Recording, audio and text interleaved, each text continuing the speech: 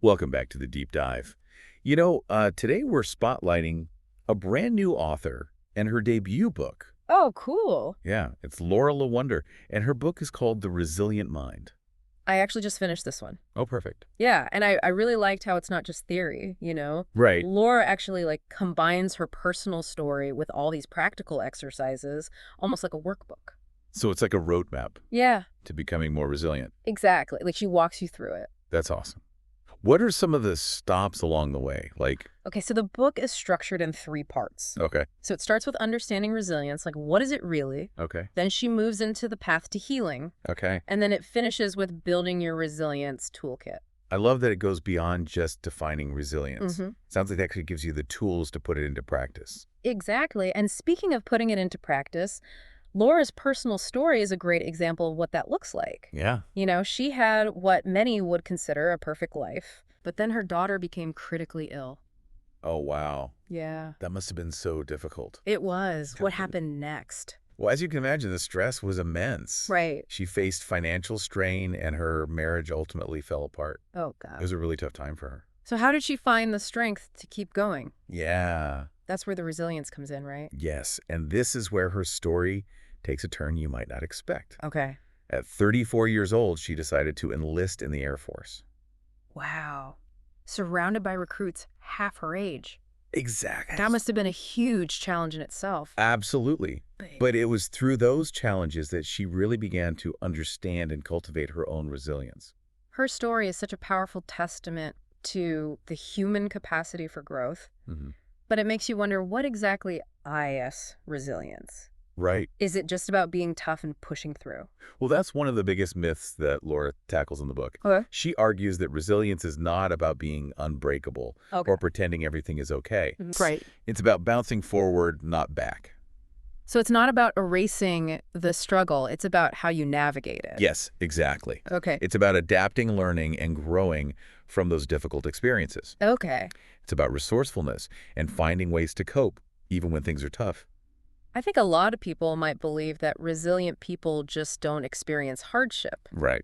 But Laura's story proves that that's not true at all. Exactly. In fact, she stresses that struggling is a normal part of life. Resilient people are not immune to pain. Right. They just have different tools for dealing with it. Okay, so let's unpack that a bit. Yeah. What are some of the tools that resilient people use? Well, one of the things that Laura emphasizes is the importance of understanding how our brains work. Okay. Specifically, she dives into this concept called neuroplasticity. Neuroplasticity. It sounds pretty complicated. It might sound complex, but it's actually a very simple, empowering idea. Okay. It basically means that our brains are constantly changing and adapting based on our experiences. So our brains are just fixed. They're constantly evolving. Exactly. And that means we have the power to rewire our brains for resilience. Wow. We can train our brains to become better at handling stress and bouncing back from setbacks. That's a fascinating idea. I think a lot of people feel like their reactions to stress are just automatic. But it sounds like Laura's saying we have more control than we realize. Absolutely. And one of the key areas of the brain involved in this process is the prefrontal cortex. Can you explain what the prefrontal cortex does? I'm not sure I've ever even heard of that. Well, think of it as the CEO of your brain. Yeah. It's the part that helps you regulate your emotions, make decisions, and stay focused, even when things are chaotic. So when I'm feeling overwhelmed and I manage to take a deep breath and think clearly, that's my prefrontal cortex stepping in. Exactly. And Laura provides tools and exercises to strengthen that part of your brain so you can become more resilient in the face of challenges. This is all starting to make sense now. So it's not just about positive thinking or toughing it out. It's about understanding how our brains work and actively working to build that resilience muscle, so to speak. Exactly. And that's what's so great about this book. It's full of practical techniques that anyone can use. One of my favorite quotes from the book is, "True resilience is not the absence of struggle, but the ability to transform pain into purpose." That's a really powerful idea. It's not about pretending the pain doesn't exist. It's about finding meaning in it and using it to fuel your growth. Absolutely. Laura's book is all about empowering you to face those challenges head on and come out stronger on the other side. When we talk about resilience, we often focus on the mental and emotional aspects. Right. But Laura also dives into the body-mind connection, which I found really fascinating. That's a crucial aspect of resilience that often gets overlooked. Yeah. Laura highlights how our bodies actually store stress and trauma. Oh, wow.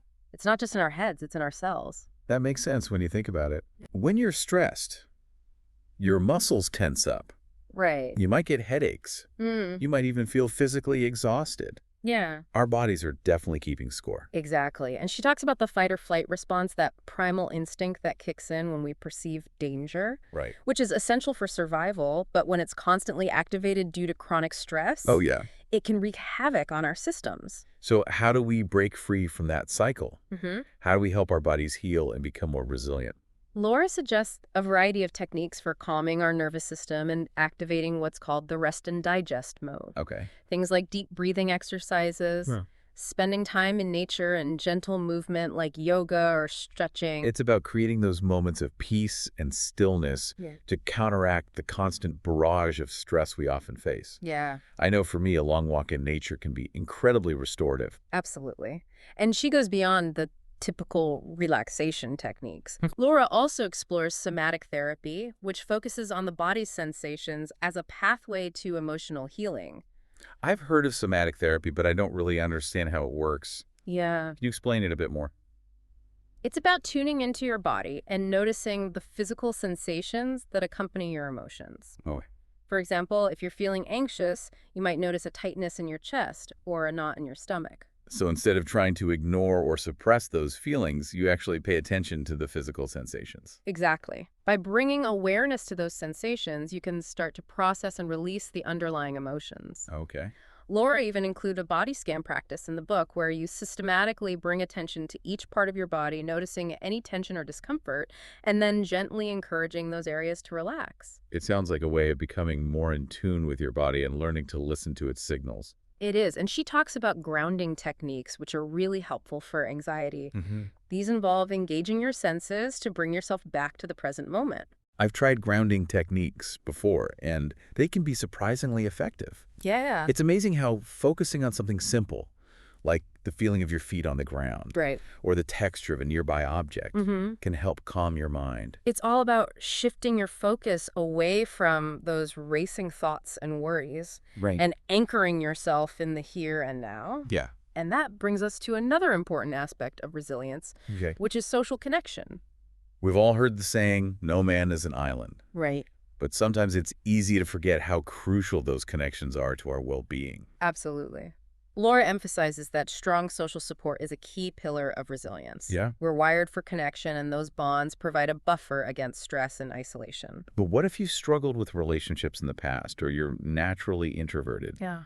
Is it still possible to build those supportive connections? That's a great question. And Laura acknowledges that building healthy relationships can be challenging, especially if you've experienced trauma or have a fear of vulnerability. So how does she address that in the book? Yeah. Does she provide any guidance for people who might find this aspect particularly difficult? Yes, she does. She encourages readers to start small, Okay. to focus on building trust with a few close friends or family members. Okay. And she provides practical tips for strengthening those connections, Right. like practicing active listening, being present and engaged when you're with loved ones, and being willing to share your own struggles and vulnerabilities. It's about creating a space for authentic connection where you feel safe to be yourself Exactly. and you know you'll be supported no matter what. Exactly. And Laura also talks about the power of touch, Oh, interesting. whether it's a hug from a loved one, Mhm. cuddling with a pet, or even just a firm handshake touch can release oxytocin, Oh, wow. which is that feel-good hormone that promotes bonding and relaxation. I love that she includes that. Yeah. It's such a simple but powerful reminder that we're not meant to go through life alone. We need those physical connections just as much as the emotional ones. And speaking of support, Laura dedicates an entire chapter to facing mental health challenges head on. Yeah. She talks about anxiety, depression, PTSD, and burnout, Yeah. explaining what they feel like, how they impact our lives, and what we can do about them. It sounds like she's really trying to normalize the conversation around mental health and break down the stigma that still surrounds it. She is, and she emphasizes that seeking professional support is a sign of strength, not weakness. Right. She wants readers to know that they don't have to suffer in silence. There are trained professionals who can help. That's so important. But therapy isn't always accessible or affordable. Right. Does she offer any other strategies for coping with mental health challenges? Yes, absolutely. Yeah. She provides a whole toolbox of coping strategies that people can use in their daily lives. Okay. Mindfulness meditation is one that she highlights. It's about focusing on your breath or bodily sensations to anchor yourself in the present moment and quiet that inner chatter. I've dabbled in mindfulness meditation, and I can attest to its power. Yeah. It's like hitting the pause button on that constant stream of thoughts and worries, Right. allowing yourself to just be present with what is. Exactly. And Laura also talks about the power of journaling, writing down your thoughts and feelings to process them more clearly. It's like having a conversation with yourself on paper, Yeah. getting those emotions out of your head and into a tangible form. I'm a big believer in journaling. Mm-hmm. Sometimes just getting those thoughts out on paper can help make them feel less overwhelming. It can be incredibly therapeutic. And she includes those grounding techniques we talked about earlier, Right. using your senses to calm anxiety and bring you back to the present moment. Yeah. She also emphasizes the importance of creating a routine, Okay. providing structure and predictability, especially during times of uncertainty. Routine can be so grounding, especially when everything else feels chaotic. Yes. It's like creating a sense of order and stability in your life. And of course, she reiterates the importance of connecting with others, whether it's spending time with loved ones, joining a support group, or even just striking up a conversation with a stranger. Right. Those social interactions can boost our mood and remind us that we're not alone. It's all about building a support system, both internal and external, that can help us navigate those inevitable ups and downs in life. Exactly. And she reminds us that this journey of building resilience isn't about becoming some sort of superhuman who never feels stress or pain. Right. It's about equipping ourselves with the tools and practices to navigate those challenges with more grace and strength. It's about recognizing that struggle is a part of life, Yeah. and it's how we respond to those struggles that ultimately defines us. And she ties all of this back to the importance of lifestyle choices in supporting our overall well-being and resilience. We're talking about nutrition, exercise, and sleep. Right. Those fundamental pillars of health. Those are the things we often neglect when we're feeling stressed or overwhelmed. Right.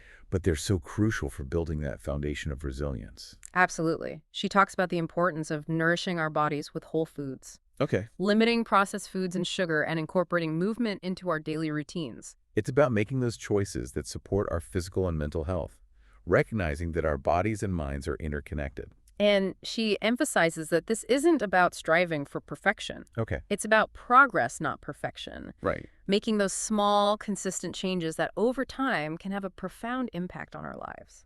I love that she focuses on progress over perfection. It takes the pressure off Yeah. and makes the whole journey feel more sustainable. And she reminds us to celebrate those small wins, to acknowledge our progress, no matter how small, Right. because those little victories can fuel our motivation and remind us that we're capable of creating positive change. Remember, resilience is a journey, not a destination. So, one thing that really resonated with me in the Resilient Mind was Laura's exploration of post-traumatic growth. Oh, yeah. It's this idea that even though trauma is incredibly painful, Right.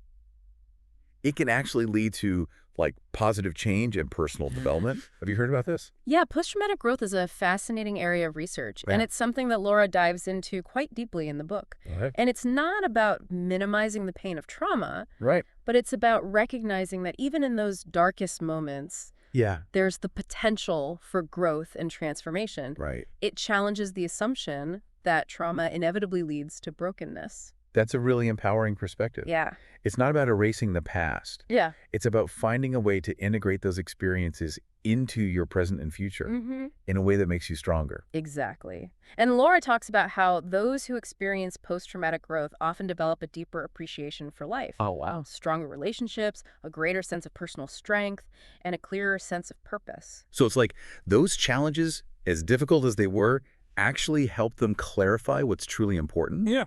And gave them a new perspective on life. Yes. And Laura doesn't just present this concept theoretically. Right. She provides practical guidance on how to cultivate post-traumatic growth. Like what? She emphasizes the importance of processing those difficult emotions, finding meaning in the experience, and connecting with others who understand what you've been through. So it sounds like it's about reframing the narrative, shifting from why me to What can I learn from this, and Yeah. how can I use this experience to help others? Exactly. It's about finding that sense of purpose, that driving force that gives you the strength to keep going even when things feel impossible. Yeah. She even talks about how some people who've experienced trauma go on to become advocates, counselors, or artists, Wow. using their experiences to help others and make a positive impact on the world. That's so inspiring. Yeah. It's a reminder that even in the face of immense pain, there's still the possibility for healing and growth. Absolutely. It's about finding that silver lining, that glimmer of hope, Hmm. and using it to fuel your journey forward. Exactly. And this idea of finding meaning in struggle ties in beautifully with Laura's concept of designing a resilient life. Okay. It's about taking ownership of your choices, focusing on what matters most, and creating those habits and routines that support your well-being even when life throws you curveballs. It's like building a foundation that's strong enough to weather any storm. Exactly. What are some of the key elements of designing a resilient life, according to Laura? Well, she talks about aligning your actions with your values, building a supportive network, prioritizing your physical and mental health, and cultivating flexibility and adaptability. Those are all such crucial elements. Yeah. It's about being proactive and intentional in creating a life that supports your well-being Yeah. rather than just reacting to whatever comes your way. Yes. And she emphasizes the importance of setting intentional goals, Uh, those clear, specific objectives that give you direction and motivation. mhm. She also encourages you to break those big goals down into smaller, more manageable steps Right. to create momentum and make the journey feel less daunting. That makes a lot of sense. Sometimes those big goals can feel overwhelming, but if you break them down into smaller steps, it feels much more achievable. Exactly. And she circles back to the importance of those healthy habits, Okay. those daily practices that nourish your body and mind. Right. It's about creating those small wins, those consistent actions that over time compound into significant and lasting change. It's about making those choices that support your overall well-being even when you're busy or stressed. Right. Things like getting enough sleep, eating nutritious foods, and moving your body regularly can make such a big difference. Absolutely. And she reminds us to plan for flexibility, Right. to embrace the unexpected twists and turns that life inevitably throws our way. Yeah. Because resilience isn't about rigidity, it's about bending without breaking, Yeah. adapting to those changing circumstances while staying true to your core values. It's about being able to roll with the punches, so to speak, and adjust your course as needed without losing sight of your overall goals. And Laura shares inspiring stories of individuals who have designed resilient lives, people who have faced adversity head-on and emerged stronger and more purpose-driven. It's so helpful to hear those real-life examples. It Yeah. makes the whole concept of resilience feel more tangible and achievable. And she leaves us with the empowering message that resilience is an ongoing journey, a process of becoming, learning, and evolving. It's not about achieving some sort of perfect state of unbreakability. It's about continuously showing up for yourself, even when it's hard, and trusting in your ability to navigate life's inevitable storms. The Resilient Mind sounds like a truly empowering and practical guide for anyone looking to build resilience in their own lives. It is. If our listeners want to check it out, where can they find it? It's available on Amazon in both paperback and audiobook formats. Perfect. And as we wrap up our deep dive into the resilient mind, we want to leave you with this.